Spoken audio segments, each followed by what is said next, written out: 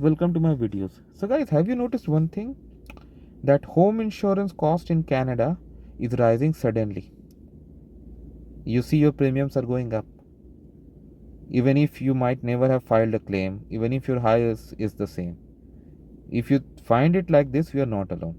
So I'm going to explain why Canadian home insurance is rising so fast and what you can do to reduce it.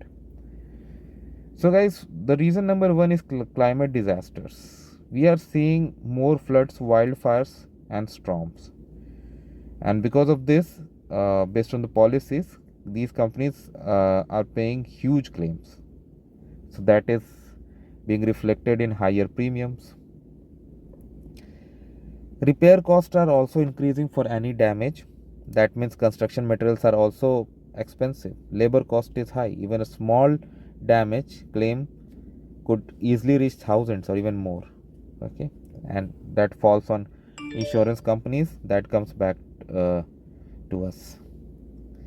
Thefts, crime, break-ins are rising. So depending upon the area and other properties, if they consider you are at a high risk area, that is also gonna be impacted. Okay, now mortgage requirements also are there. Banks require home insurance so that they know that whatever they have paid the money for is actually safe. So companies know demand is stable, so that's a reason for them to increase. Reinsurance costs too. Insurance companies also buy insurance called reinsurance. When reinsurance becomes expensive globally, premiums also increase. So what are the things you can do? Shop around, bundle home and auto and anything you can do.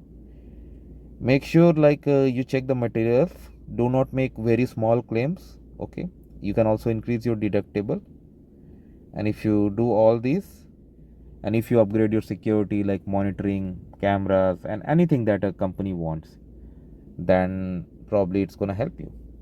Let me know what you feel about it. Thanks for watching and please subscribe to the channel. Thank you.